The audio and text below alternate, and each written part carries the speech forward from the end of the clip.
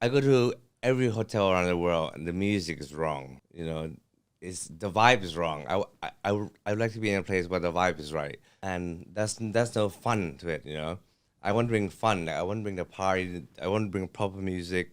We were the first hotel who give the guests the bowls, give the guests different CDs to listen to, sunset, sunrise, bossa nova, everything. We were the first hotel who made the iPod for the guests.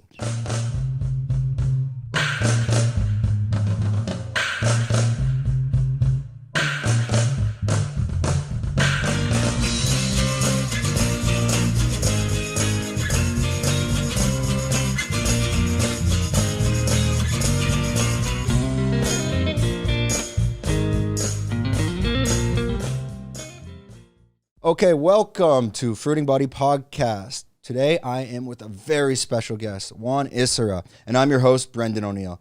I jump around in these intros, I never get them right, but hey, let's just go for it. So Juan is the GM of Shuri Panwa. He is also the founder of Baba Beach Club and some other brand stuff we're going to talk about as well, such as CM Brands, but we'll just touch upon that. So we're going to jump right into it. And let's not say GM because it makes me want to work by myself. Managing director. We're going to change it. Managing director. But don't worry, we're not going to edit it. That's what it is. No. So Juan is the managing director at Shuri Panwa. It is a luxury 5-star, let's call it a resort villa, essentially. Yeah.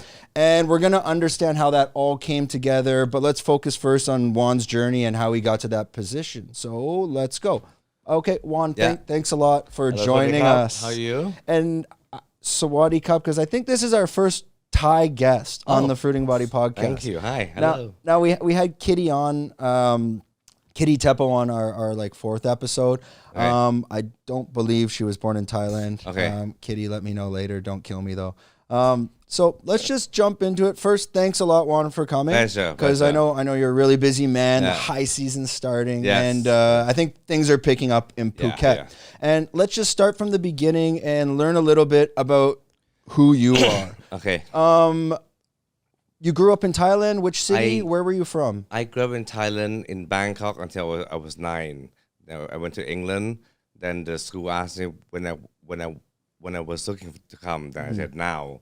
Then after that I was abroad. Yeah, Quick. Straight away. Yeah. Were you doing which area in England, or were you going to private school there? In the south, in Dorset. In Dorset? Yes. Oh, okay. Dorset. Yeah, I have a lot of friends, especially living on this island. You meet the British International School friends, and a bunch of them are at different private schools across England as well. So you went there, you came back here, but you continued your education and you got into... No, I stayed abroad until I was 23. 23? From 9 to 23, I was always abroad. Including your university as well? Yeah, including everything, yes. Now, I read you went to DCT in Switzerland? Yeah, so I live in England, America, and I finished in Switzerland, yes. How did you decide to get into hotel and business management for your post-education? Because I have to choose a major, so I was telling my family, I don't know what to do for my major. So my mom was like, hey, maybe, do hospitality, just look into it, because you like business, and this is one of the business you can be in. So I look into it, and I'm like, okay, hotel management is easy. Cocktail tasting class, so I'm like, oh, that's good, making cocktails and everything. So I'm like, I went into it, yeah. And when you made that decision, at this point, what were your hobbies as a child growing up? I read you're into DJing, or did that come later in life? That came at 17, but then before I was choosing my major, I was training in hotels anyways, because I had to come and do training for the summer or everything, and I always ask my family friend, oh, you have a hotel, can I go work there to train? So I did that. Yeah. And did this kind of come from your family's background? And I did some research into that on your grandfather and your father. Yeah. And they were involved in the property development. My father was the one who started the real estate development, yes. Yeah. And he started my grandfather. In Bangkok. In Bangkok, yes. So when you were growing up as a child in getting involved into not just the hotel side, but let's say the development, the building side, was this always a part of your life, living and breathing that? I went to my father's first construction at 3 years old. on construction site at 3, and I always go there. But I always go wait for him to finish working. Yeah. And that's how I liked it. And you're no worries. Have a sip. Don't worry. Today we're actually drinking water. Sometimes we hide some different beverages in these cups. Yeah. But no, we're on the water train today. Yes. So you decided to go into hotel management, Yes. and how did you end up choosing Switzerland? Because it was the quickest. Because I figured if I stay in Miami, it was going to take me a while to graduate, and Switzerland was a shortcut because it's like a crash course. You start from 8, you finish at 4. Yeah, In America, you only do 2 classes a day, and it takes 4 years. yeah. I already got my diploma. I have 2 more years to do, but it's not going to finish in 2 years. You know, I see my path. I'm going to go out. I'm going to go to the beach. I'm going to have fun, and class is a last priority for me in America. Yeah, you're trying to kind of. We all know we have to do that in terms of university. Yeah. I mean, we have to go. But you knew just how do I fast track that? Yeah. And to be honest, I did the same. Yeah. I was at university in Toronto, and I wanted to get my degree. So I'm like, I'm just going to do the diploma for 2 years. Yeah. I flew to Australia, and then I just had to do 1 year. Yeah. And then I finished my degree. So I had a diploma and a degree in 3. Yeah. Instead of like 5 or 6. Exactly. Because I realized as well, I'm like, I thought school was a complete waste of time, to be honest. Me too. I mean, and as most entrepreneurs can explain that you learn more in your first month outside of university than the whole time. The only time I learned a lot in school was in hotel school, my last 2 years. But before that, classroom was like, okay, you listen and you just look out into the windows. You don't give a shit, and you do stand to pass basically. So it's boarding school for me was like survival. It's a structure thing, but it's better than being home. I've been in boarding school since I was 9, and in the break time you can do whatever you want, not like stuck at home. Like these kids nowadays on online classes, I see them. I'm like, wow, you have to be stuck in front of the screen for this for 3-4 months. That's shit for them, Yeah. I feel bad for them, yeah. And that's me being stuck at home in Thailand or being in England. It's your own rules, but that's the rules in school. But your own rules outside school that's my jam, Yeah, you want to at least take control of your own path instead of like being stuck in that structure as well. Yeah. And from there, you also went on to Italy, and you did a job. Training. Was it an I hotel training? It's my last training for my diploma. Gotcha. And I got a job that was for me it's the best hotel in the world still, and it's 21 rooms and done by the owner is like a really famous hotel guy who I admire so much, who's my idol. So I want a job here, And who was this guy? Bob Burns. Bob Burns. He was one who made Region International famous, and the brand. And his hotel was in Pretty Woman. Oh, okay. Where there's a big bathroom. Yeah. So he's like my idol since I was a kid. Because I like hotels. Were you directly working under him? Did you connect with him, or was it just the? I met him, and I became friends with him, and he became my board because I met him through his son. Because I'm like, how do I meet Mr. Burns? He's like 80 years old then, like 79.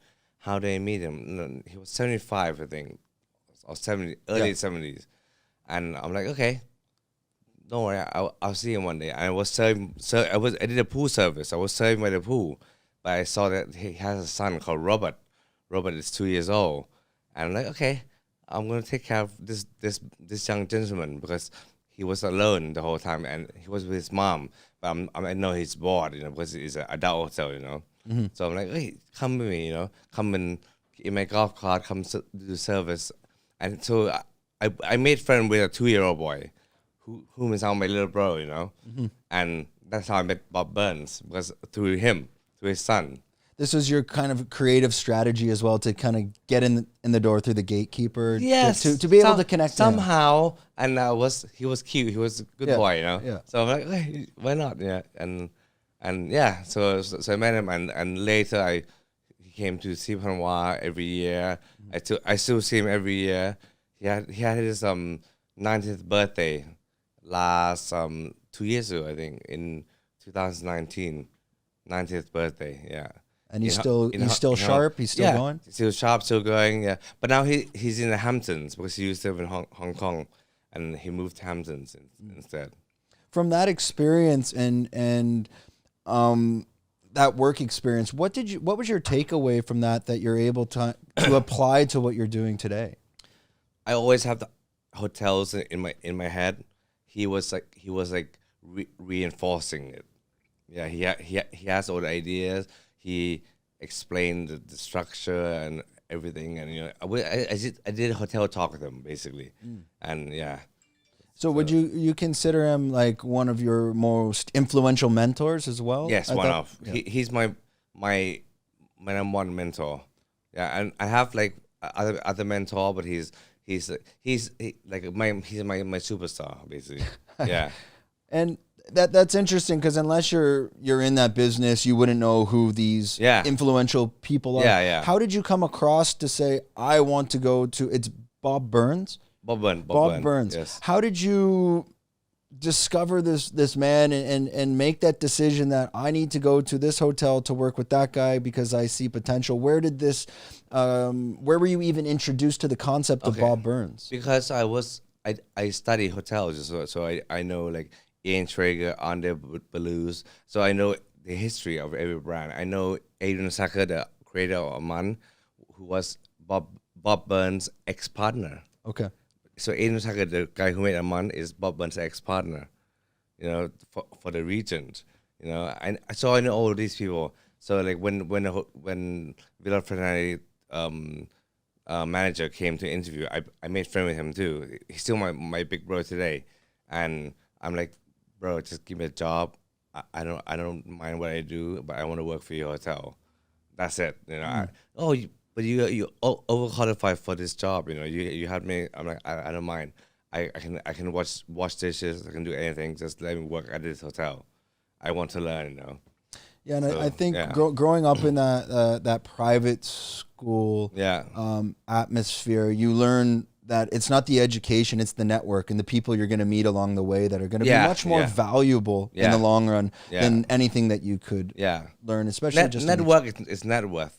Exactly. Yeah, no, that is definitely true. Yeah, network is net worth. Yeah, so you finished your education there, and then quickly, from my understanding, is you immediately got into Shuri Panwa, and you just started with a few pool villas. How did that actually initially, the whole concept of Shuri Panwa come together? So when it first arrived, it was under construction, and I saw the land with my dad like 2000, and he bought the land 2001, and we kind of developed the idea, and I saw the design that the show units, and I saw the design of the house he wants to build. So the reason being he wants to build in Phuket is he wants to have a footprint in Phuket and want to have a house in Phuket, which is his favorite place. And in order to sell 30 villas, so he has a house. Yeah. That was the idea. So initially it's having that house in that location and then kind of build the concept around it. Yeah, no, and the others sell as a house, so it can pay for the land. Yes. But my idea was totally different. My idea was like, no, my idea was like when I was in school, like, and I got offered a job. My best job was to be in a bank to work for analyzing property in Eastern Europe in 2015 in January. I was supposed to start a job, and then the tsunami came. Yes. Yeah. So I was like, before the tsunami, I was thinking, wow, this is beautiful land. I look at every property around Phuket. Yeah, and I've been to Phuket for like since I was 6. So I'm like, you can't do a house and sell for $1 million US and have a shitty sales team. you know, this shit is dirty. I was thinking shit, you know, and then I slowly changed the office, and it was step by step. Then the tsunami came. Then I was like, you know what? I'm not gonna work for a bank anymore. I'm gonna come work here. And my dad was like, okay, you can come work here. Yeah, why don't you try? But he didn't think I was gonna last. He thought I was gonna stay for a while, then leave. You know. Then I'm like, okay. Then if I stay here, I'm gonna plan to bring friends over to work, and I was set up as the team. And he was like, yeah, whatever. He had no choice because his sales team here was shit. Yeah. His construction was shit. He was here like 3 months. I mean, 3 times a month. Yeah. But just to backtrack on that, so initially at Cape Panwa, he was kind of just building a home at this point. Yeah. That your idea said, hey, why don't we turn this into a resort? Mixed use development. Mixed use. Yes. Like 4 seasons resident, Yeah. or like in America, what they did, you know. And your initial concept at that point was just to build a few like luxury villas that you would rent out long term, or was there actually like the hotel concept like, wasn't there yet? My original concept was like I want to build a hotel, a villa, Yeah. with a pool for over $1,000 US. That was my idea. And if you build over 1,000, you have to bring big brand to come help. I'm like, why would I want to do that? If I bring big brand, I have no job. You know, I have someone to come manage my hotels. You know, and then that's how it started. And then I picked my team. And yeah, I did everything. And that team, when you initially started, how small were you and how big are you today? We started with 3 people, and then we slowly add more people. You know, and then yeah. So many of our team have been with us for more than 5 years, more than 10 years, basically. You know, but now we're over 1,000 people in 3 hotels, 3 resorts. Yes. And when did Shuri Panwa, when did it really kick off? Because again, so if you've started in 2005, you've been doing it for 15, 16 years. Yeah. What was that milestone when it turned from, a few villas, now it's turning into this luxury resort? Yeah. Can you explain the backstory on that? So the backstory is, if I generate sales, everything can move on. Continue to grow. Yeah. So luckily after the tsunami, I was so lucky. I'm like I was thinking of a concept that I raised the price like 3 times, and due to the website, before no one had a website before. I did the website before I even had a brochure, right? Before no one had social media. I was the first in social media, first in website. And they're like, you can't raise the price. I'm like, I'm going to raise the price and the quality. And this is a destination. It's not just a hotel, you know. And so I started when I sold the house. So that's in January. I sold a villa. You know, which year was that? That was 2015. 2015. And by that time, I'm like, okay, I said through the website. Then I started doing the website, and I started selling more villas. So the average price of our villa was like 9 million US, and we can sell that 2 or 3 a day, 2 or 3 a week. You know, I mean a month. So it was good. It was we sold like 40 villas altogether. And at this point, you're selling the villas, but the hotel itself, like in terms of we guests, build it along with it. Yeah, you're building. So it's like you're kind of selling the residence and building the hotel beside it, similar to like the Issara over here. Yeah, would we say? Yeah. Like how they have the even Amman, same concept. So they sell villa and build pavilion. Yeah. It's nothing new. But, did you have, at that point in time in 2015, I mean, things are obviously quite developed in Phuket at this point. Did you have many competitors? Because at this point, I mean, probably you have to be a top 5, if not top 1 or 2 on the whole island. Yeah. And before we had the Amman, which is our role model. Amman has been here for 30 years now. It's the first flagship of Amman Group. We had a banyan tree. And so I look at everyone as a neighbor, and so we try to bring the product differentiation to our product. And I was young to make the decision, so I'm like, let's have a fun luxury resort. You know, not too formal, because for Asia it's like very formal, but the best service is in Thailand. But when you bring like the vibe, like South of France vibe, I used to live in Miami vibe to Asia. Yeah, so I incorporate music. I incorporate Was that your North Star from the beginning of the concept? Is when you think of places like Amman, I'm thinking more luxury couple honeymoon retreat. But you were trying to bring more of this Miami vibe in terms of 5-star. The celebrities, the movie stars can come here. So you're not. It's not too R&R. There's the party side to it as well. Thailand was very boring back in the days. Thailand was like, you go to Thailand for spa, okay, not including red light district, yeah? Yeah. For luxury, spa, meditation, yoga, I think. And that's no fun to it, I want to bring fun. I want to bring the party. I want to bring proper music. We were the first hotel who gave the guests the bowls and give the guests different CDs to listen to sunset, sunrise, bossa nova, everything. We were the first hotel who made the iPod for the guests. Like these extra, going the extra mile in terms of the amenities. Because I go to every hotel around the world and the music is wrong. The vibe is wrong. I would like to be in a place where the vibe is right. The music is right, the service is good. It's nice, Yeah, I mean, and that's not roughing it, not roughing it. Yeah. Yeah, there's a certain standard that you foresee and that you expect. Yes. At what point was your major breakthrough in terms of, like, let's say maybe not just a Thai celebrity, but a celebrity from the U.S. or wherever in the world where it was kind of the first one to come to your hotel and put you on the map?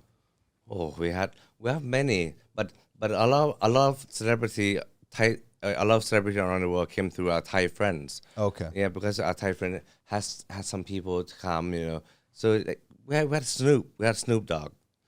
Snoop Lion. I mean, like in the early days, like 2015. Like one of the first celebrities was Snoop. Yeah. And we had David Rockefeller. Yeah. Who came like early in the days. We had Gordon Ramsay who came. We have all these people. We have Dan, our friend who always come.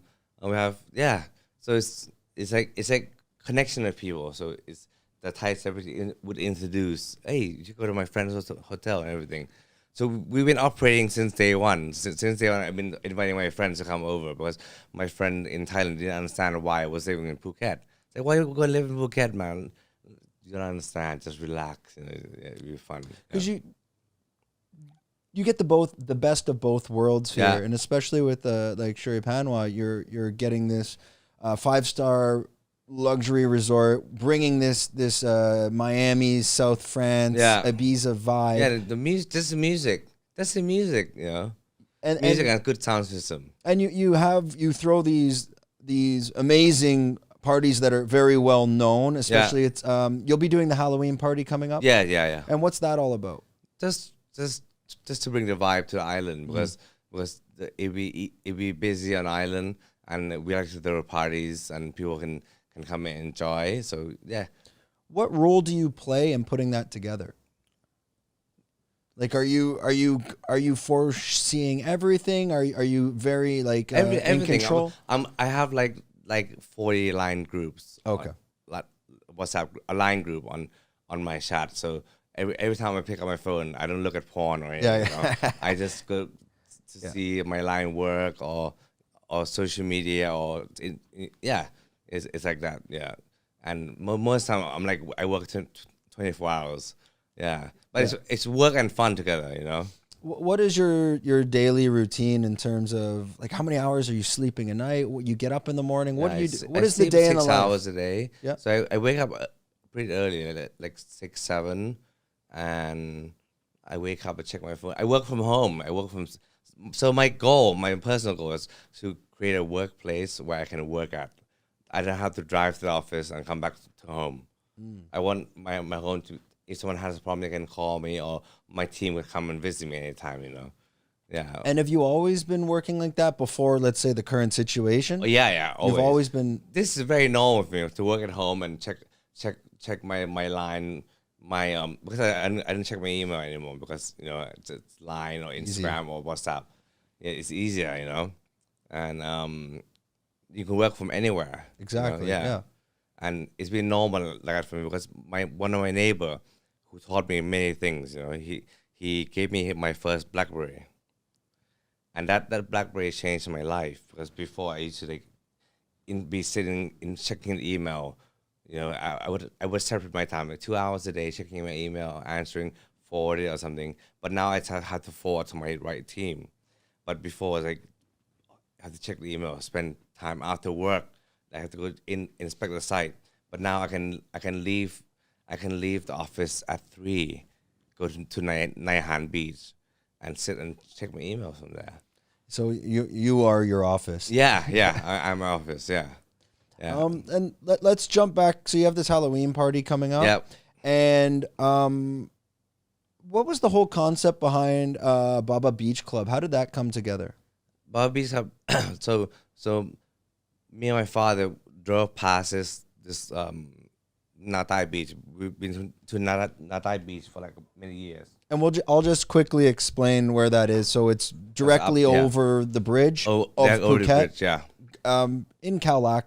It's directly over the over the bridge. Yeah. Like what, 5 minutes? 5 minutes on the beach. Yeah, on the beach. And how did you? Sorry, continue with your story. You and your father found this place. Then we have one neighbor who bought a house with us, and he was going to retirement, and he emailed us, "Hey, take a look at this land I'm taking care of." So my father called me and said, "Go look at this land." So I'm like, "Yeah, I know this land. I'll go look at it anyways." I saw the land. I'm like, "Hey, it's good." And I'm like, "How much are you asking? Why don't you just buy it?"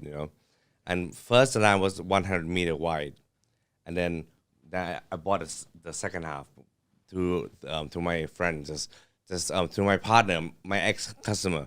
I told him about this land, and then I'm like, I want to buy 100 more meter long because I want to double the size so I can build something nice.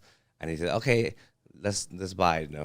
But Baba is cool. Baba is a bad son or bad daughter of Panwa.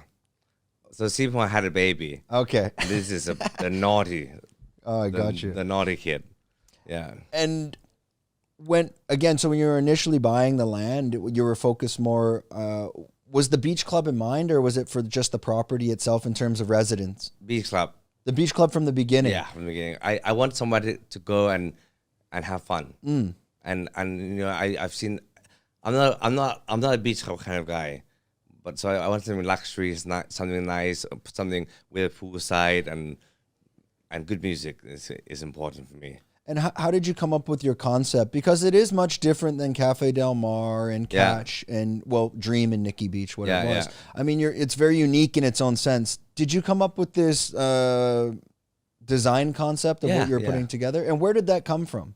It comes from like an old hotel where it's like a U shape. Yes.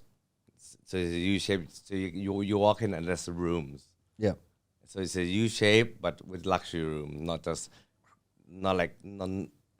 luxury room, and then for Thai price is cheap. For global price, what you get in Thailand. Yeah, it's quite affordable as well. It is affordable. Yeah, people need to understand that. You'll be throwing. I believe you have a Baba Beach Club party coming up shortly as well. Yeah, up to the rules, up to the law, but we're opening in November. Yep. So we'll see what happens. We'll see what happens. Still early to tell, but it's in the works. There's a plan. It's in the works. So get ready for that. Yeah, get ready for it. Get ready for it. Okay.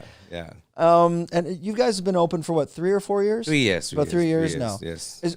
Is there any future plans you want to share with us that might be in the works or development on that side, or are you happy with what it is now? I want to convert that whole area into like a nice Tulum. Tulum is like a party beach, but nice party beach. That you go in Mexico is close to Cancun. Yeah. But that Natai area, I want it to be a good vibe area with good music, different kind of places from 1 star to 3 to 5 star, but just a nicer place. Like they have in Tulum, Mexico. Because I'm sure you had a lot of friends in Phuket that took off to Tulum, and you're seeing them on the Instagram. Yeah. It also kind of has that Bali vibe to it as well, where it's many beach clubs connected, restaurants, connecting streets. But I want that whole strip to be nice and clean, and everywhere you go, you have some vibes. Yeah. What would be ideal in terms of time? Could that happen in 5 years, 10 years? That should happen right now. Right now. And more building in terms of more hotels, more types of clubs? Okay, that's about 1,000 rooms right now. So my main focus is to fill up these rooms. Not just my hotel, to have this room fill up. Yep. You know, like for instance, I did Circo Loco 2 years ago. I did the first one, and I called every hotel, like I emailed them, can you have a special rate for the 15th? Like Juan, don't worry, 15th is the hotel is empty. They have special rate anyways. I want in the high season for the area to be packed the whole time. Not like, you know, but with good tourists, You know, when you do a party with these guys, and they were talking about it, and then the Circo group say, "Hey, Juan, your friend doesn't understand our brand, so we're not working with them anymore." I'm like, okay, whatever. And I was thinking, oh, January we opening Bar Beach Club. You know how fucking stupid am I? I give Circo Loco contact to someone in Bangkok. Why don't I manage my network myself? So I called him, hey bro, April, let's do Phuket. It's holiday season. Let's do Phuket, man. So that's how it became. What year was this? It was 2 years ago. Just 2 years ago. 2009. And where did you hold the event? At Baba. At Baba. Okay, I saw that. Yeah. And would you continue to hold that event at Baba? Yeah. Is that a yearly event, or can you do yearly, it more frequently? Only once a year. Once a year, I think. Once a year. Is it possible to do more? But for now, after the pandemic, things will be different. Yeah. Our plan was to do yearly, but now you don't know. You can do it weekly. You can do it monthly. You know? Yeah, I guess in the high season, if you get enough tourists, I mean, you could definitely push that. Or like the Thais, because now my goal was to bring back underground scene to Thailand. What do you mean by underground scene? Underground music. Yeah. House, techno, whatever. Because Thailand is being overpopulated with EDM and like not a good sound anymore. Because it's EDM and hip hop, the new hip hop. It grew because of YouTube. And it's terrible. Before the techno underground music, they don't do YouTube anymore. But now they're starting to release and everything. So I want to bring it back, the underground scene. You're trying to revive it before it dies. Because I don't know. Are you a fan of this new hip hop? No. Oh my god. No, I'm the '90s guy. Even EDM. I'm like, I remember the last day a house DJ played in RCA, Royal City Avenue, and I remember the first day a new DJ came to play EDM. You know, it was okay back then, but but I don't want that. I could be making a lot of money. You know, like doing this ticket for like big. But it's for the younger crowd too, right? I could be being a lot, but no. Not me. I don't know. I mean, bringing in these more popular artists. But I mean, essentially, this music, it's just mumble rap, and it I hope I don't offend any artists that come to Phuket and get at me. But I mean, I think I'm not real. They're like imagining. I'm 35 now, so you're probably around the same. 40. Okay. But you know, I'm 90s hip hop as well. And when you listen to Tribe Called Quest, Biggie, and then you listen to this new stuff, it's too. I can't even connect. It just feels, synthetic almost. And they're just kind of playing off algorithms. Yeah, exactly. Like, well, this sells, so let's make it. Exactly. It's not like that. So absolutely terrible. So my goal is to revive underground music, but with the right brand. And when you were setting up Baba Beach Club, my understanding is that Phang Nga will have an airport coming quite soon. I think so. I hope so. When you were building the beach club, was that a part of the decision at all? No. Just kind of went for it. And and based on that location, why not keep it on the island of Phuket? Why take it off island? Because that land was available, and I saw the land around around many places, prime area. I'm not attracted to it. I, I like, last year was the best year of my life because I got to enjoy my place without having no guests. My first lockdown was so good, and I believe the land is big enough. I don't have to be in the land where everyone is, And it's not that far either. No, not that far either. We're here at Surin Beach. Probably to get to that location is, I'm going to say 40 minutes. Yeah, 40 minutes. Maximum. Yeah, exactly. Maximum. It's not the end of the world. Yeah. So what's next for you on the horizon of yourself? Because it seems you got a lot of irons on the fire. You're a busy guy. Yeah. Is there anything that's coming up that you're also working on, or are you just kind of now focusing on what you're doing? I'm focusing on these 3 babies, and that's it. That's it. Yeah, because we have the Baba Hua Hin, the new building opening, which is on track. The Supermarket building mall is almost done. In April, it will open. And then we have the Baba Natai as well. That'll be interesting. So this brand or this franchise, it's going to be. Would you franchise this out as well for international, or are you going to keep this Thailand? I'm developing a project in China right now. Yes. Yeah, but I haven't been back there for 2 years. Yeah, and this is in Hainan. Hainan. Are you doing it in Sanya? In Sanya. Yeah. It's close by, like half an hour. Okay. Half an hour from Sanya. Yeah, that's a popular, obviously, destination for the hotel Chinese. is good design. I mean, the hotel is the structure is done already. Okay. Yeah, but now we waiting and see. Yeah. Getting in and getting out, it's a bit of a nightmare. Yeah. When do you foresee that being ready? I've talked to my partner. I'm seeing. Take some time. Yeah, because China economy is going well, but we see what's going on there. Yeah, it's more, and we don't go into the politics and all that. I'm not in a hurry to go back to China because I have enough on my plate. I told them. And also the whole quarantine in and out. This is a bit of a nightmare too. And I have a visa to China. Well, I did. Yeah. I had a 10-year, and just when the stuff went down, canceled. So. Yeah. I have friends here. They're on the podcast, I think episode 6. Yeah. They've been here for over 20 months because they work in China, but they have kids here. And they can't get back because they can't get the kids' visas. So yeah, it's hard. China's a bit of a nightmare right now, but I think things will turn around. I'm hoping this winter. So far from what I've seen, and we were talking about this downstairs, it's picking up here. I mean, it seems like there's traffic coming back. How is it at your hotel, your occupancy? Have you seen an increase? What were you? This month we're doing average like 50-60% average. And it's coming back slowly because we rely a lot on Thai. I mean, 30% of the market is Thai market. So I'm happy to be a part of promoting Phuket. Yeah. Not just promoting Supermarket, we are promoting Phuket as well. And I'm happy to see the airport for the first time. I've flown like maybe four times, and this week was my fifth time. It was busy, the airport. I mean, there was 8 flights. It was like a few thousand people, and the airport is busy. So I'm positive, but it's gonna be Phuket will see the increase in quality, not like quantity. You will see the increase in customer behavior. Customer will stay longer. They will improve in quality, so they'll spend more cash on things. You won't see like many people will get hurt from it, but also Thailand will benefit from it as well. People will benefit from it because I think Thailand itself per square meter is the cheapest. Mm-hmm. Yeah, per $100, per $50, you get the most out of from everything. You get the most. Thai culture, we good at service. It's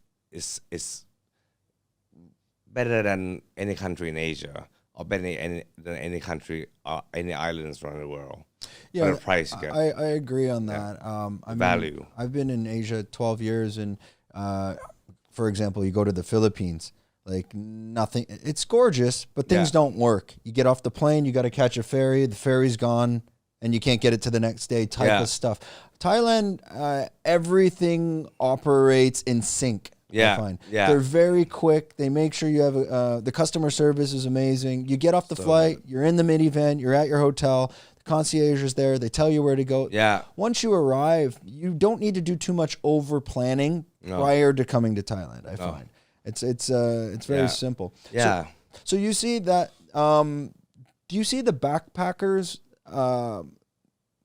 This style of tourism leaving Phuket and Phuket becoming more 5-star luxury?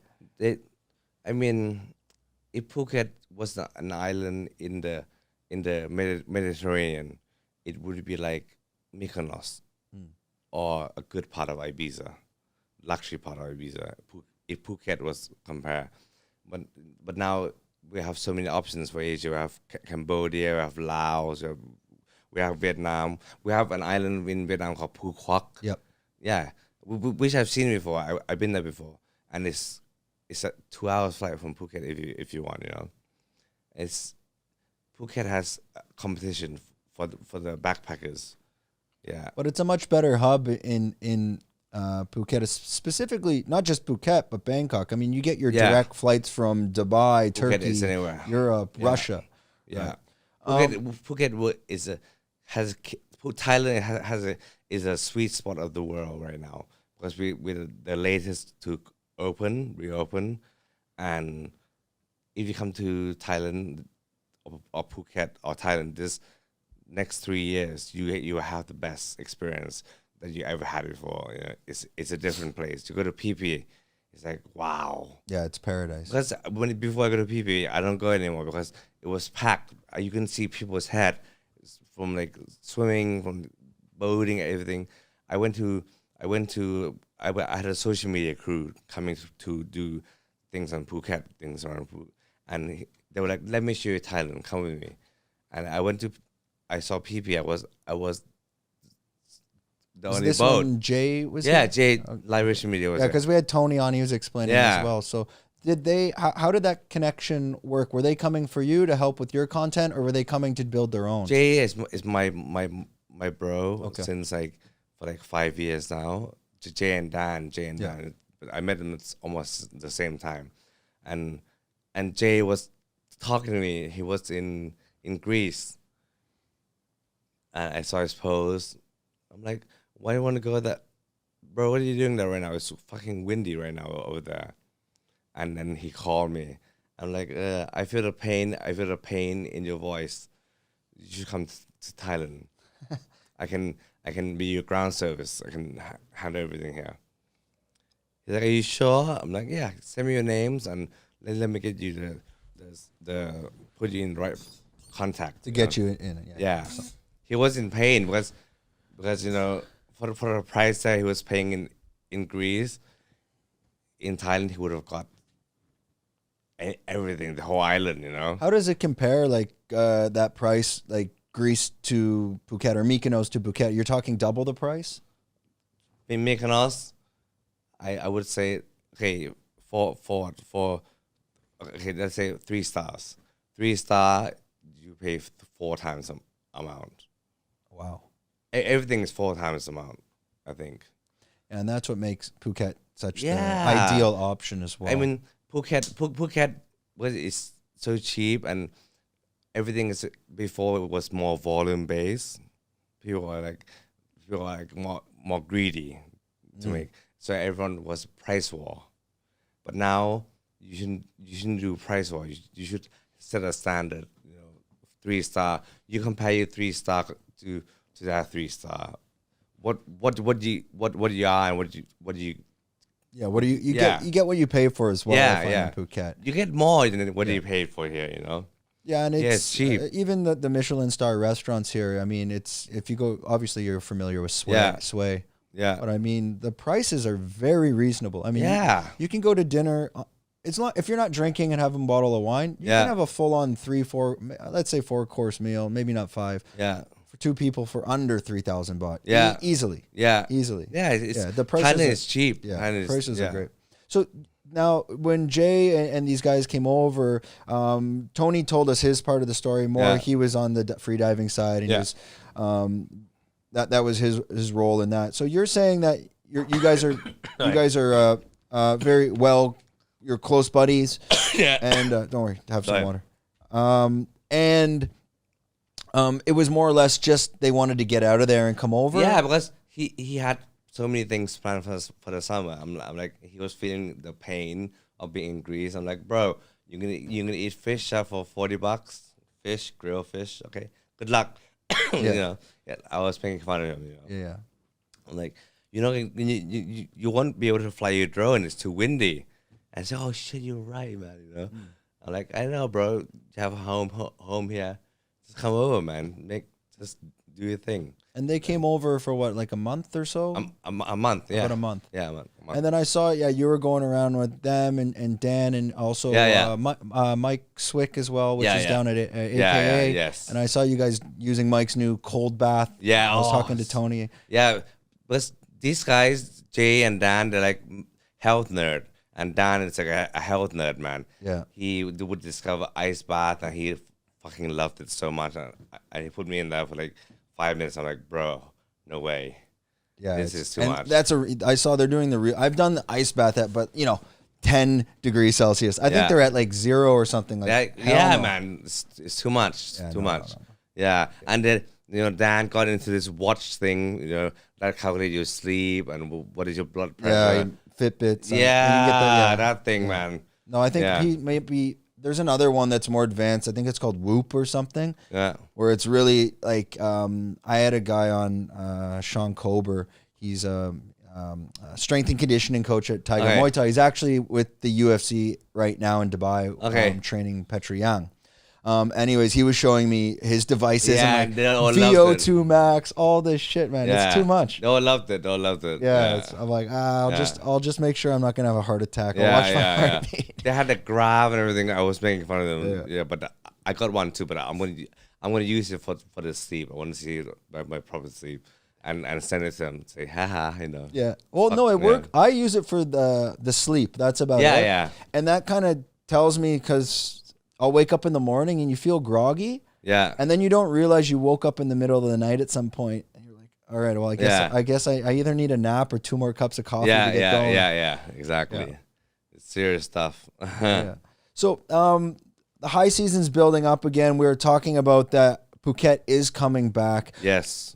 Do you see, and we won't get too deep into that side, are there any like challenges that if this were to occur, it could cause problems? Or do you see kind of everything's opening up and it's looking pretty good right now? I look at it like vaccine. I have 3 already. Yeah. And many of the people of the population under more than 80-90% has vaccine. So everyone needs vaccine, man. It's like, H1N1 or something like that. It's the same thing. But what I don't get is people are so concerned about the brands. Okay. I have a daughter myself, and I used to take my daughter to take injections, vaccine, and I'd be there laughing at her because she's crying. I don't go like, excuse me, doctor, what brand is this? Yeah. I mean, it's like it's politics. So this bullshit. Is part of why Thailand should be okay as well, because everyone has been vaccinated. Probably the majority of the island as well. Yeah. And do you have this at Shuri Panwa? Is it a requirement to get in? Or because you were using it also as a quarantine hotel. Oh, we were the first villa quarantine. Can you explain how did that all come together in terms of your connections and why did you decide to do that? My friends were in Indonesia, and he called me, and I felt his pain also. So you're the savior. Yeah, I'm like, bro, what are you doing in Indonesia? Oh, it's beautiful. It's beautiful here. Yeah, why do I feel like you're missing? You're missing home. You're missing. I miss you guys. I want to bring the group. I'm like, how many people do you have? You have 70. All right, let me sort it out. So, and I kind of like worked with the locals, the government, and everything. And the government luckily had the idea of villa quarantine already, but they didn't have anyone who has a customer. Mm-hmm. But we had a customer with 70 people who's gonna come and spend money and spend their tax, And of course, they'll this is according to their plan. So there we were, lucky. And you're able to become that first quarantine hotel. Yeah, like it was a headache, man. But it was, I did it not for the money. I did it for the challenge, and to prove to my staff that we're taking care of everyone. Because if we sit still on our ass, we can we have to bleed.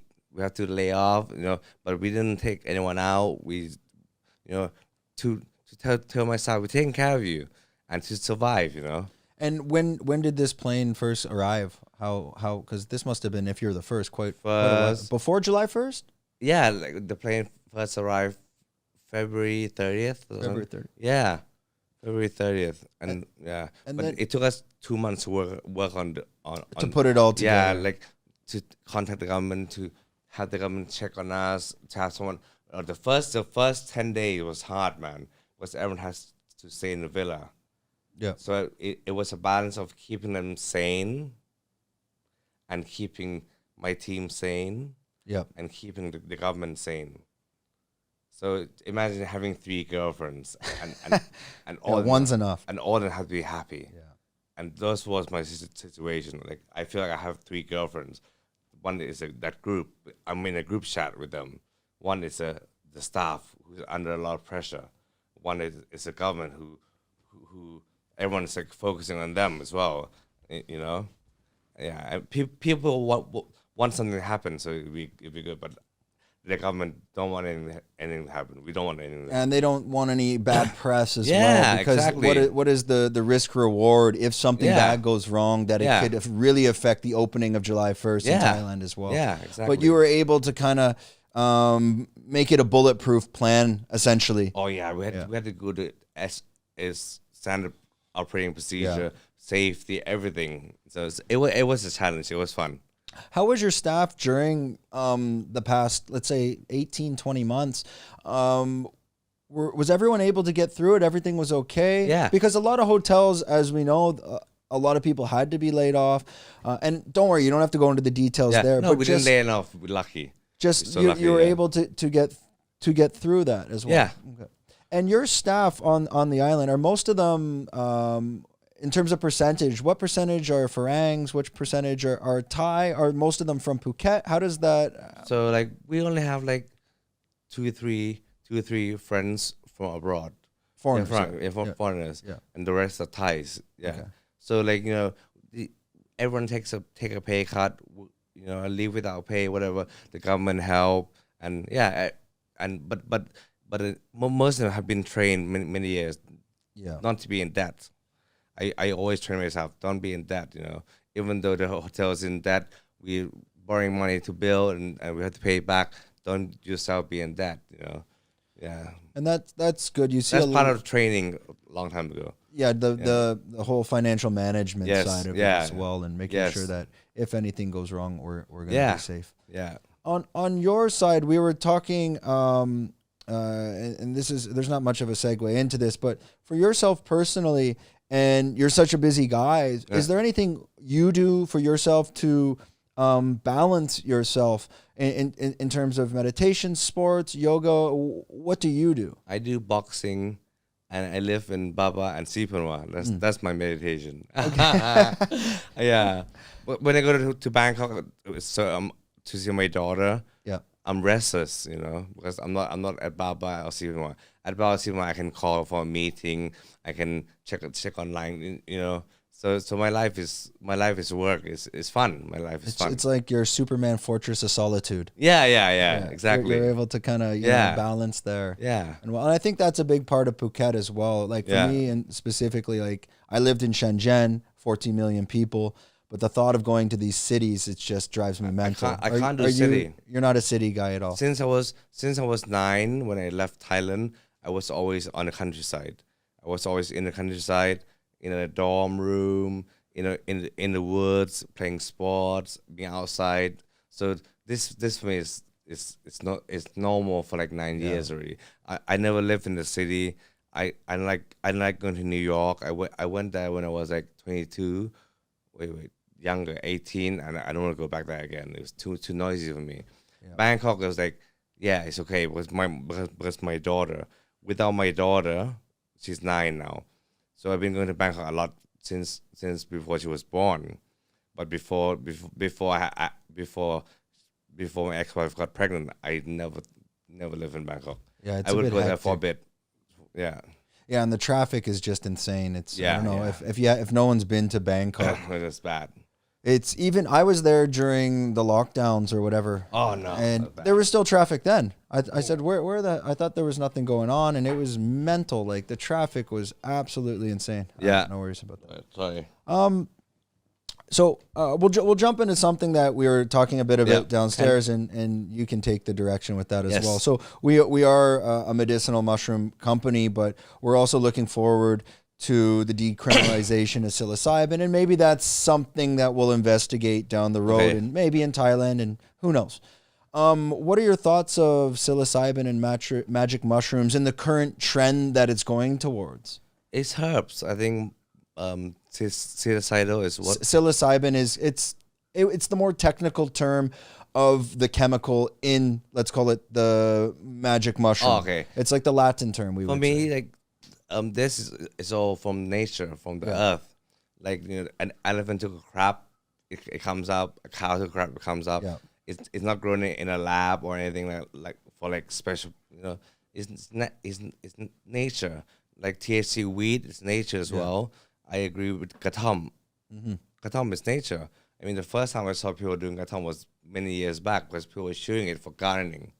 So they drink coffee and they can drink this, and it's more like nature. an amphetamine. Yeah, Kratom? amphetamine. Yeah, And now it's become legalized. legalized. And I believe also it's become either legalized or decriminalized in the U.S. as well. Yeah. No, in the U.S. has a website called Kratom. Yeah. Yeah.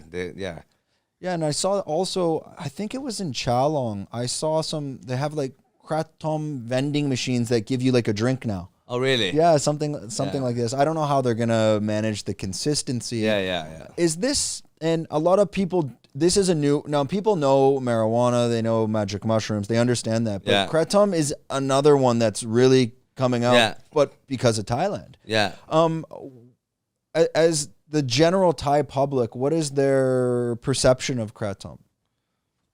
For me, Kratom is to wake up, and it's like it was banned because of tobacco. Yeah. Weed was banned because of tobacco as well, because the tobacco company will have to make sales and they kind of lobby against it. And if you look at Kratom history, it's the same thing, Same with like the vapes as well. Yeah, same Yeah. with it's all politics. The tobacco companies are pushing this down. Yeah. They don't want this. I think kinda- so. I think yeah. so. Yeah. Yeah, and on the medicinal mushroom side, especially let's say the psilocybin magic mushrooms, Yeah. there's a lot of benefits coming out now for mental health and, Yeah. and the benefits of that. Have you heard anything in the Thai news of maybe this becoming legalized? I don't know. Like they Yeah. have to, obviously with cannabis now.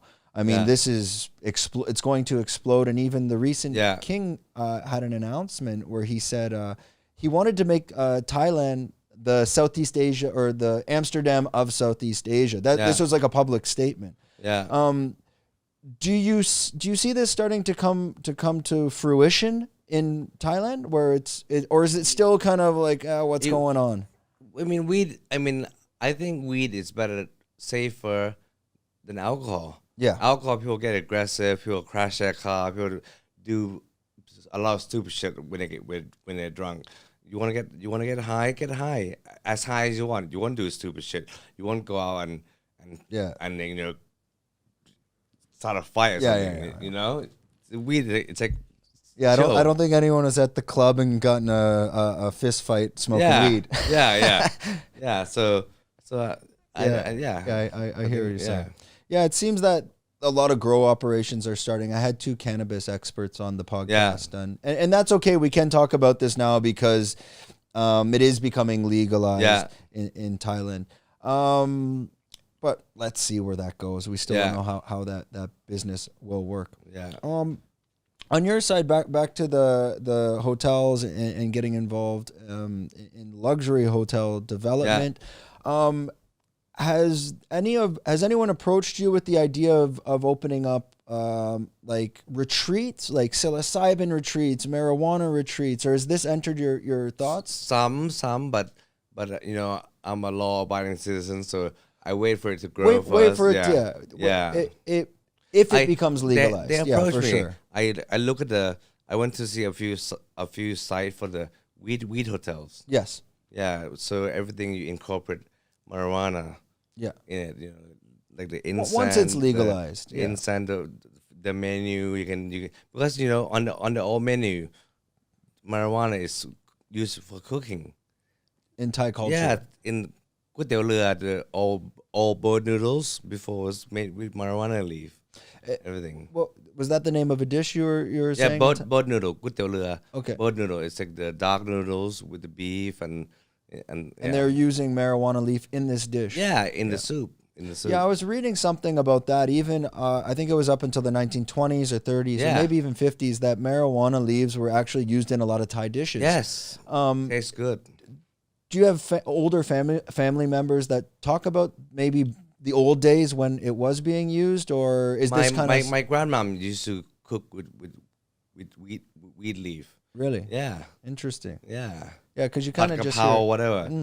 It just makes it smells... แกงเขียวหวาน the green curry.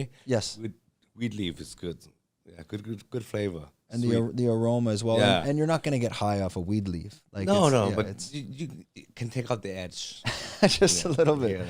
Just a little bit of the edge off. Yeah. And do you see your brand, whether it's Baba Beach Club or Shuri Panwa, does that connect with what's going on in the cannabis industry coming into Thailand, or does that disconnect? If the law permits, I will follow. I'll look into it. But now, we I'm waiting and see. Put it on the back burner, and if it comes to life. But it's a possibility. Yeah. If. But I'm not opening a lab. Yeah. No. Oil. No, I don't mean like that. I don't mean like that. Yeah. I mean more if it was to become fully legalized and hotels can do it, and there's none of this, funny stuff going on where it's okay, it's open, you can do it. You would take that into consideration. Yeah.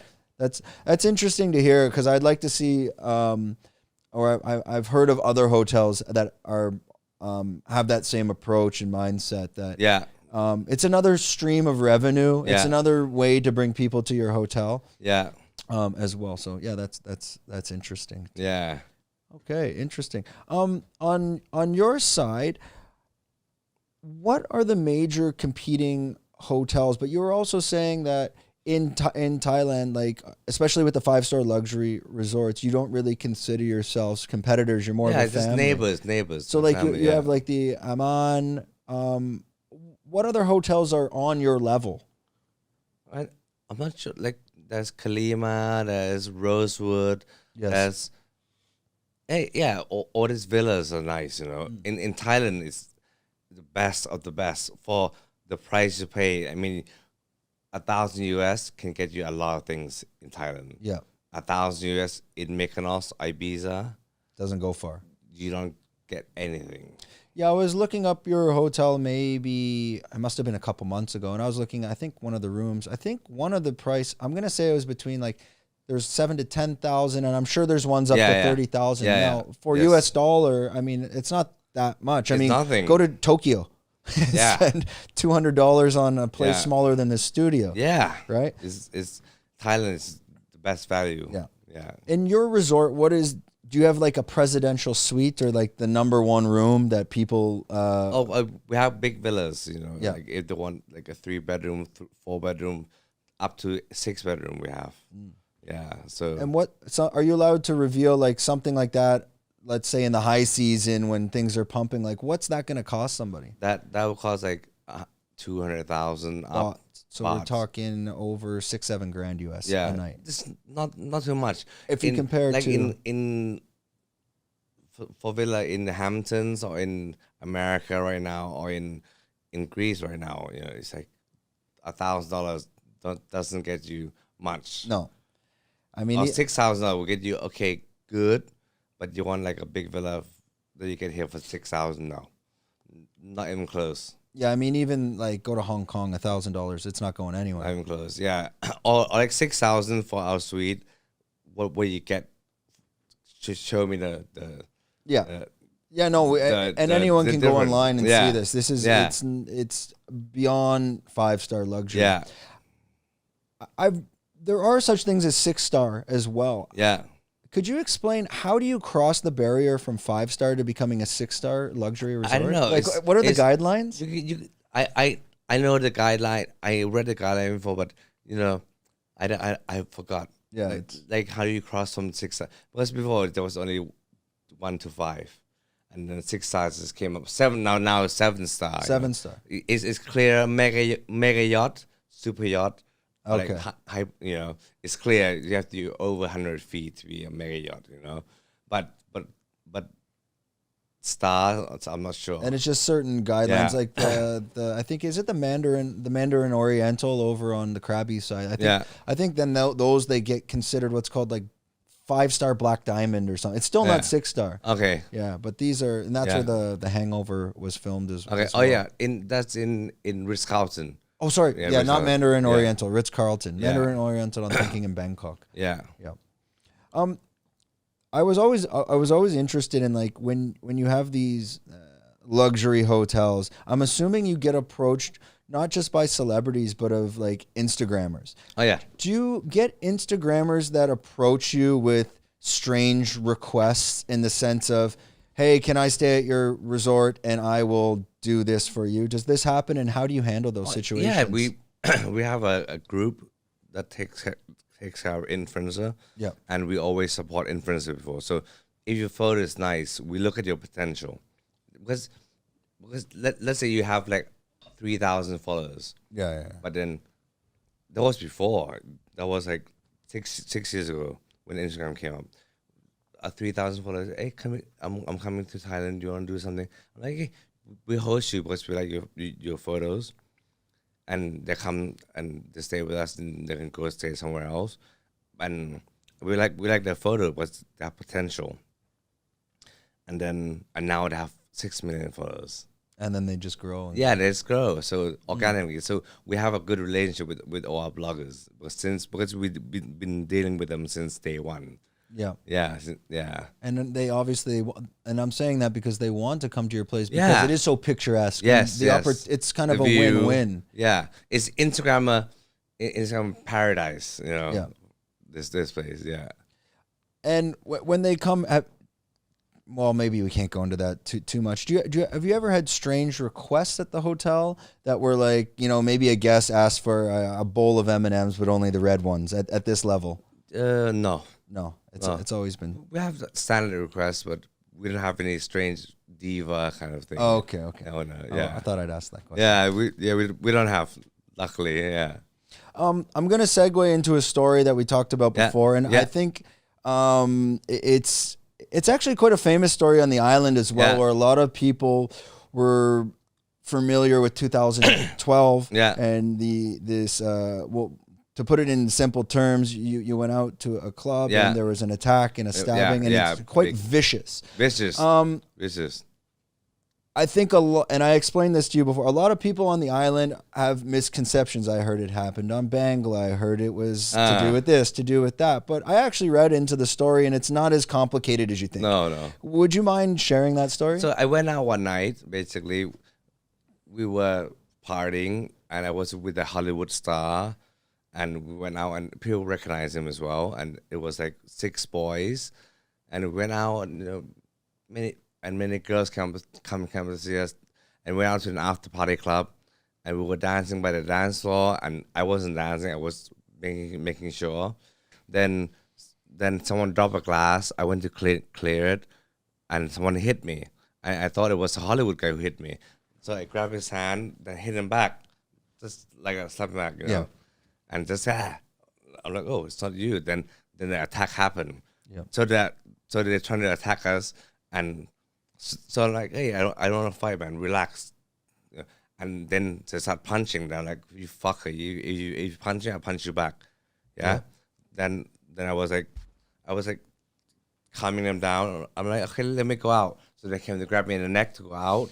When they was walking past the stage, I saw a whole bunch of people like wanting to hit me. So I threw him. I went to the stage and said, what the fuck's going on? Don't fucking start, Then I was with 3 of my team. Then a fight broke out. A real fight broke out.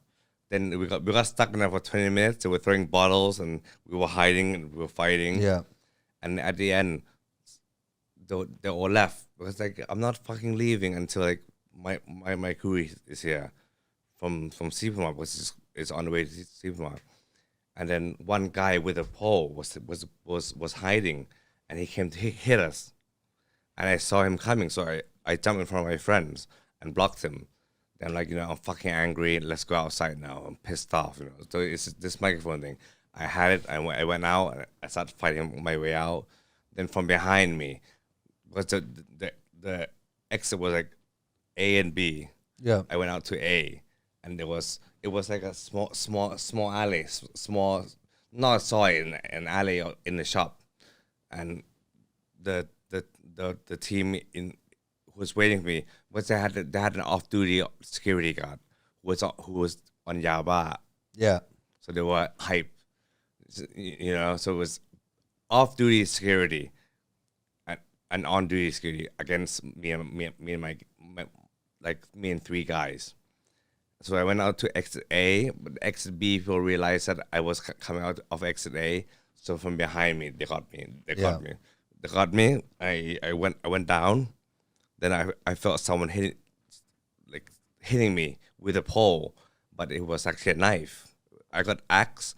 Then I got up, I punched him off. I dragged him out by the face, and I was talking shit like, "Now come fuck with me right now," Yeah. Come fuck with me, because what the fuck are you, And they wouldn't come out, so I was stepping on this guy's head, who stabbed me, but I didn't know was stabbed. Yeah.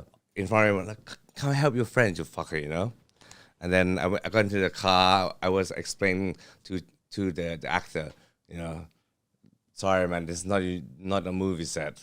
Sorry, Then I felt I felt on my stomach. Then I felt a stab. Yeah. Then went to the hospital, and then they found out I got axed and I got stabbed. Yeah. What was it at the end in terms of like stitches, stab wounds? Oh, the back was axed the whole way, like a short ribs but cut. Yeah. And the stab was already through my stomach, Yeah. And it was because of the girls on the off-duty security came to our table to dance. Got it. They didn't like it, and that's how it started. And I think what's important, the takeaway from this story is like, I've been in Phuket 6 years. Like this never happens. Yeah. So people shouldn't be scared to come to Phuket. No, people shouldn't be scared. Story like is very, if not the most rarest story I've ever heard.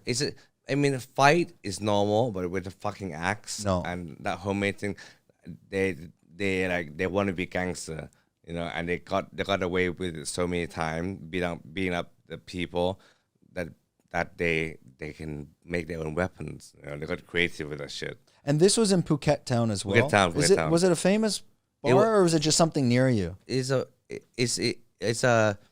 pretty famous after-hour club. Okay. It was open until 5. Yeah. So I went there at 4. Yeah. Yeah. Yeah, and I think it was painful though. It was like when I woke up and like, fuck, I didn't do shit, man. Well, you were quite lucky as well. Nothing happened. Nothing happened. But what was the recovery from that? Was it like that a couple took about months? 4 months. 4 months to recover. I had an operation to fix my arm again. Yeah, for a year to recover properly. Yeah, and that's why I wanted you to kind of tell that story, because I think people were a bit confused on what happened, but after I read it, it's simple. It was just the wrong place, wrong time. Wrong place, wrong time. Wrong time, but very fuck, rare. man, I love the music there. With the music, it's like Thai Molam. It's Thai folk music with a good beat, And it's like wrong place at wrong time. Some fuckers, Yeah. Did you ever go back, or are they still open? They're still open. I went back to eat to see, but yeah. Bad karma around there. Yeah. Stay away. Yeah. It's again, like, this isn't gonna happen on Bangla Road. No. I don't know if this. If you behave, or if they behave too. If the guard were like obviously on a power trip, and they beat up many people and they were on meth. Yeah. You know, so like, yeah. Does this happen more often in Phuket Town than Bangla? Is this because again, for me personally, I've only been to Phuket Town a few times, but it's usually a dinner. Phuket Town, it doesn't happen. It's quite safe, right? Quite safe. Yeah. But I mean, Phuket Thailand is a safe place. Yeah. Yeah. So while you brought that up, we were talking about, or you brought up Yaba. Yeah. Especially from a Thai perspective, if you want to explain, we have more of a foreign following here. Yeah. What is Yaba? I mean, I could explain it, but if you could. I don't know too much. What is it's what I saw. It's basically like a pill they take. A meth pill. A meth pill that they smoke, and it keeps them up for days or something. And I've watched some. I think Vice did some documentaries on YouTube you can watch, where it's actually quite a pandemic in Thailand, like an issue here as well. Yeah. Yeah. But you don't, to be honest, like when you come to places like Phuket, you don't see this stuff. No, it's not like obvious or anything like that. And in your case, it is quite rare as well. And I was reading the actor you were with. Should I say his name? Jeremy Renner. Yeah. From Born Ultimatum. Yes, and also what is it? The Bomb movie or. Something like that. And I think the Avengers and all this stuff. Yeah, Avengers as well. Jeremy Renner, Yeah. And he was down, I guess he was like filming a movie in the Philippines. Yeah. Interesting. And I think he was shocked. Mission Impossible too. Yeah. He must have been like... He was shocked. He was like, what the hell is this, you know? Did you have a conversation with him after the fact? Yeah. How did he react to that? He was shocked. Just like, what the fuck was that? Yeah. Yeah, which, again, it's quite rare. Yeah. Interesting. Quite traumatic. On your side, sorry, we'll jump away from that. I think that'll be, and whether we clip that or not, you'll decide later. It's okay. But up to you. For your DJing side, and when Circo Loco opens up in Baba Beach Club, are you DJing as well? I DJ in the after party or with the friends, but I want to bring the big artists who want to travel here, you know. Who do you see coming, you think, this winter? Any big artists in terms of DJs that you can reveal or can't reveal? They all want to come. Okay. We have my friend Seth Troxer who wants to come. We have many people. Joseph Cabriari, Jamie Jones, Waf, they all want to come. Because you know, they go to Circo Loco in many places. And Circo Loco brand have go to many places. But you know, this is more like a company outing. Yes. Yeah, it's more like on a tour they'll go and stay in hotels separately, you know. But here is a whole Baba. They can stay there.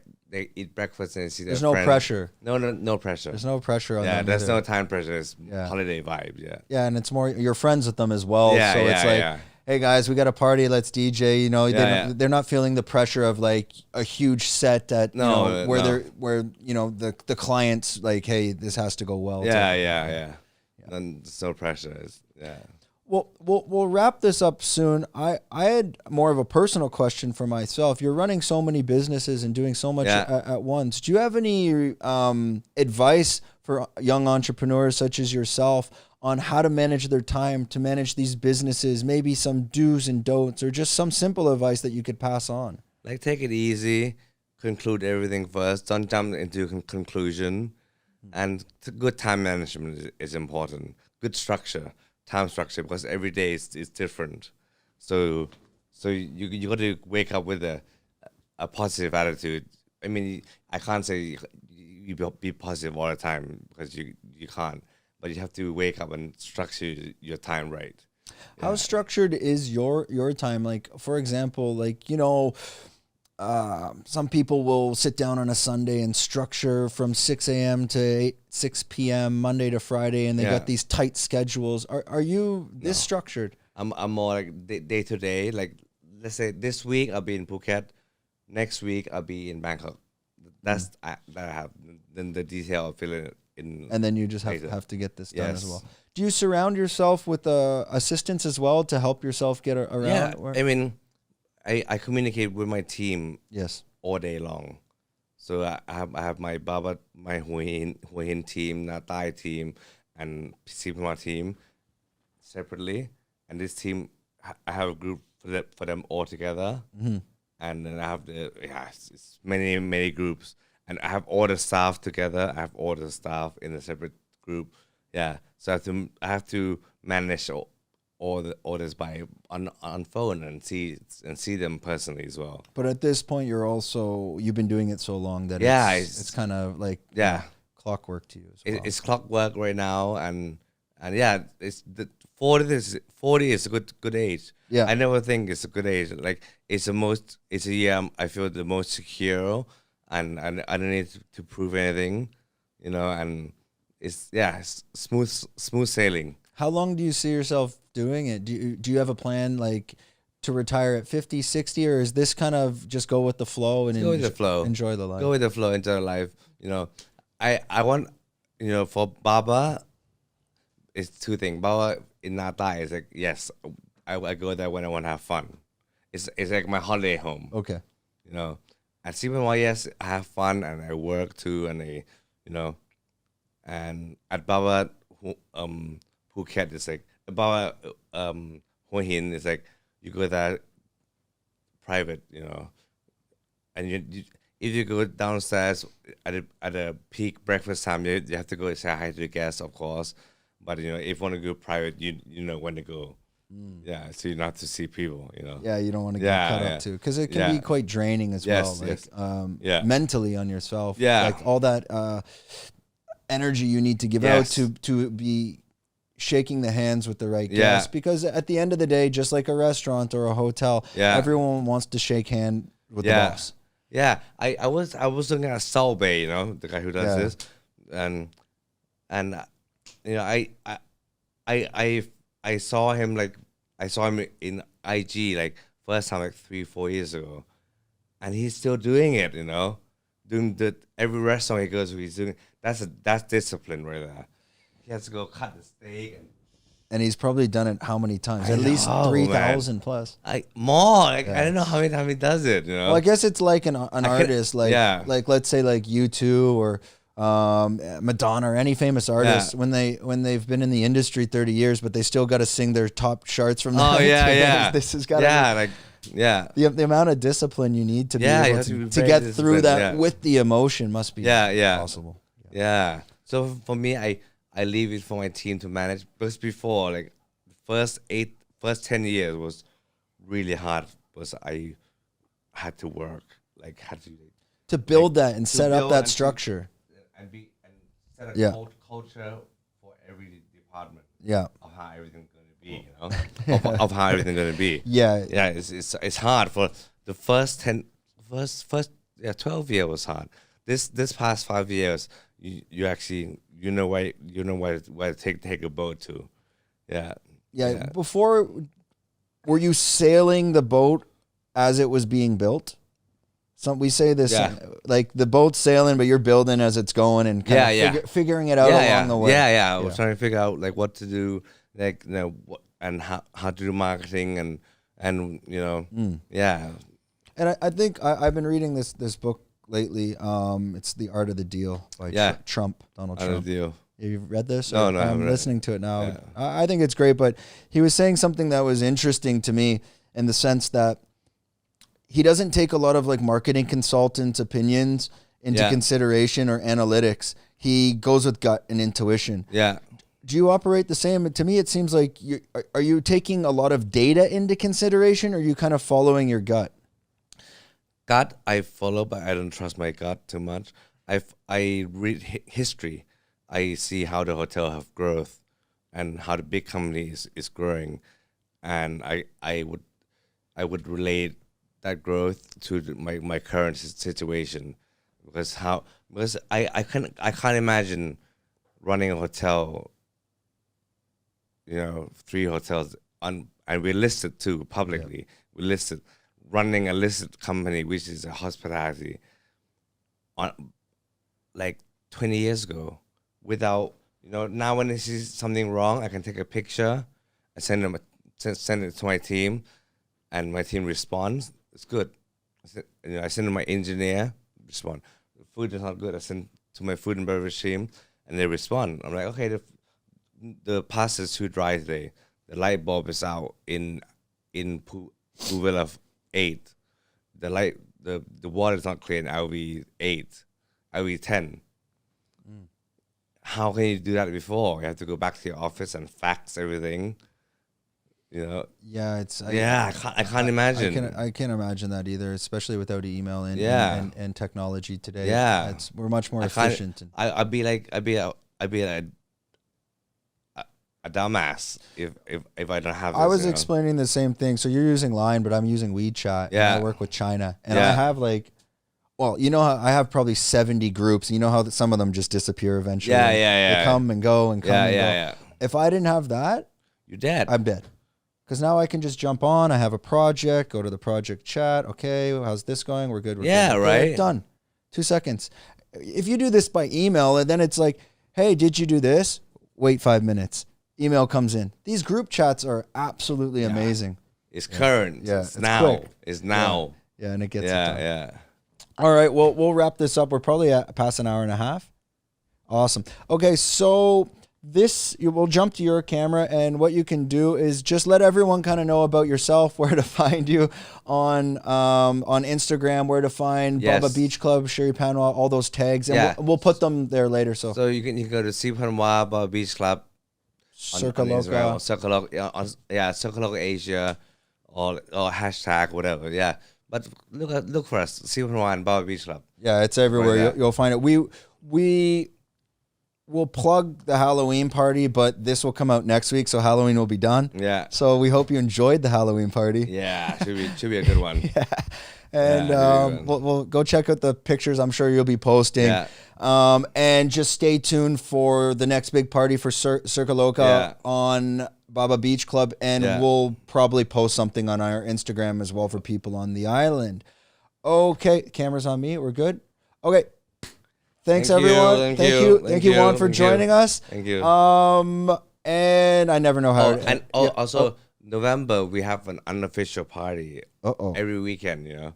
Yeah, so because until the law says we can party, we can be open, but we're gonna wait for the law to say it's okay to have a party, and we can do an official announcement. And it's coming soon because November 1st, apparently Thailand's opening up. Yeah. So we can expect probably in the next few weeks to December, all this stuff will be rocking and rolling, ready to go. All right. We all need it.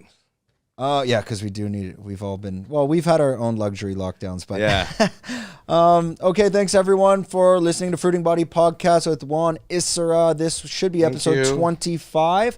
Let us know in the comments what you thought. If there's any questions for him, we'll maybe get him back on in a couple months and we'll have a chat. Okay, see you later.